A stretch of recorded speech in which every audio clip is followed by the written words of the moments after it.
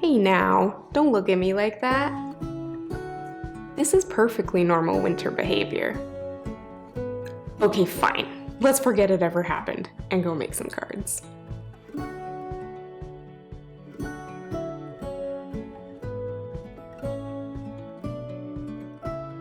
Hey there, it's Carrie at Ink Hill Revival. Now, of course you can always use background dyes for white on white backgrounds, but maybe you don't have any, or very many. They're expensive.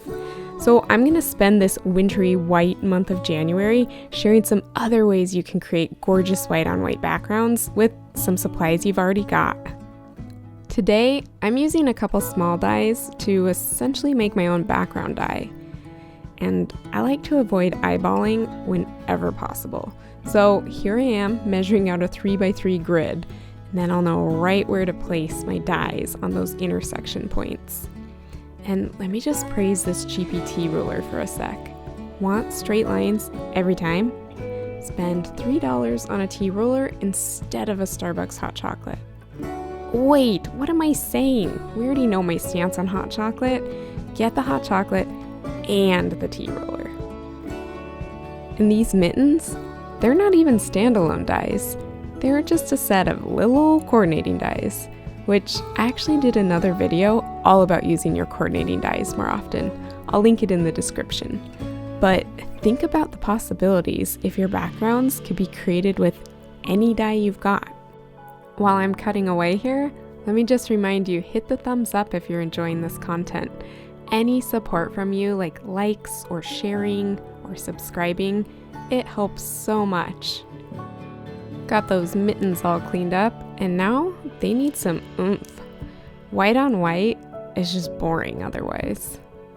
So I'm using this knit embossing folder to texturize the mittens, plus the panel that's going to peek through one of the card's negative space.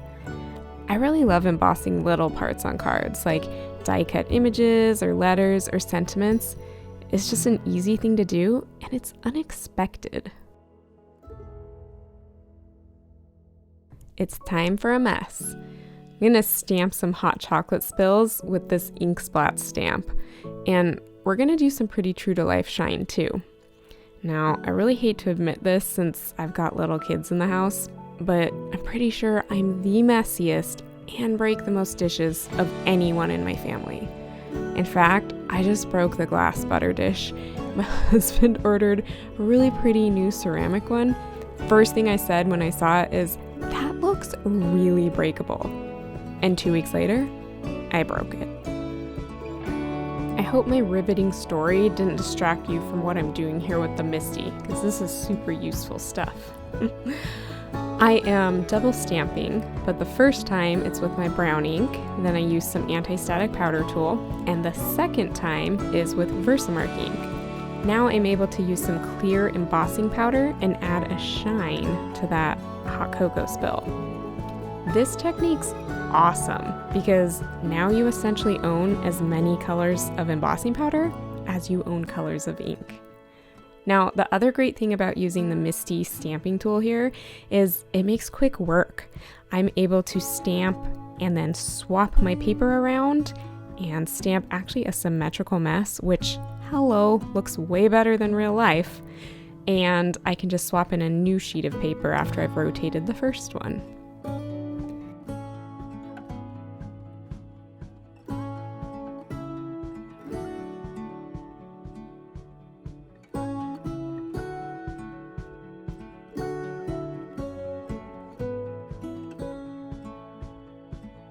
I've cut some marshmallows and mugs from another coordinating set of dies. This is the same one that cozy sentiment stamp came from.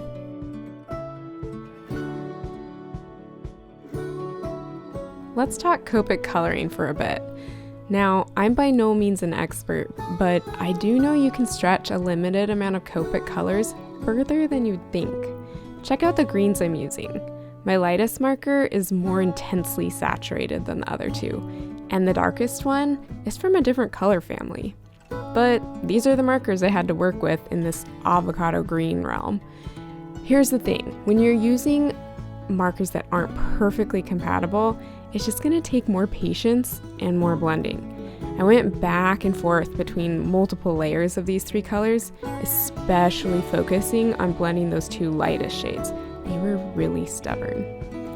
You'll notice I'm using flicking motions towards the center. This motion's going to make it easier to blend because I'm laying down more ink on the outer edge and then the least ink towards the blend as pressure lets up on that marker. It's going to make it so much easier than trying to blend out really harsh lines between colors. Now, another point here. Generally, you don't want to blend too much on an overly wet, saturated area because you can end up overblending and losing the distinction between your colors. But I'm actually using that to my advantage here. I want to blend on the really wet areas. That's going to help me blend those really different green colors. Once the paper was well saturated with the lightest shade, I could quickly bring in flicks with the mid-tone and then scrub over it again with the lightest.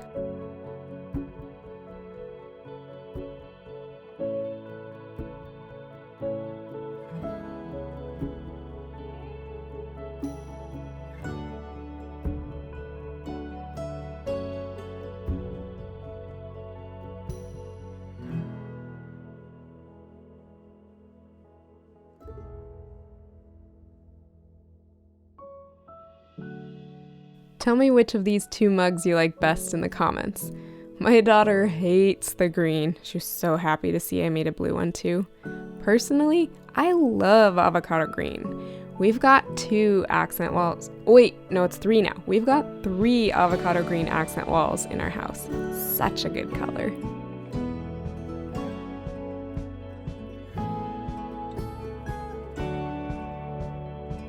Gluing down those marshmallows inside the little handy slit, plus the sentiments on top of the mug. We do not often have marshmallows with our hot chocolate because when we do, the bag lasts like 2 times. A whole bag of marshmallows, and I don't even eat any of them.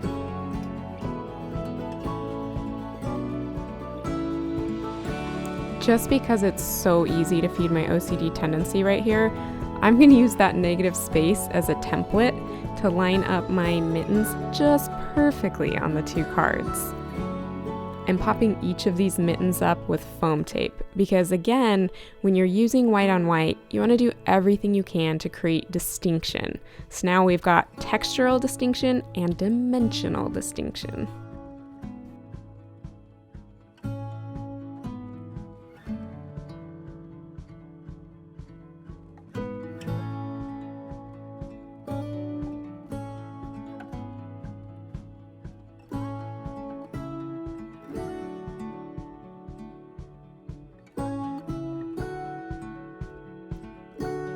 Foam tape for everything on this card, even the mugs. And this blue mug's getting a double layer of foam tape, so it's higher than the mittens. Attach these to some card bases, and that does it. 2 very cozy, very white cards, thanks to a couple of small coordinating dies.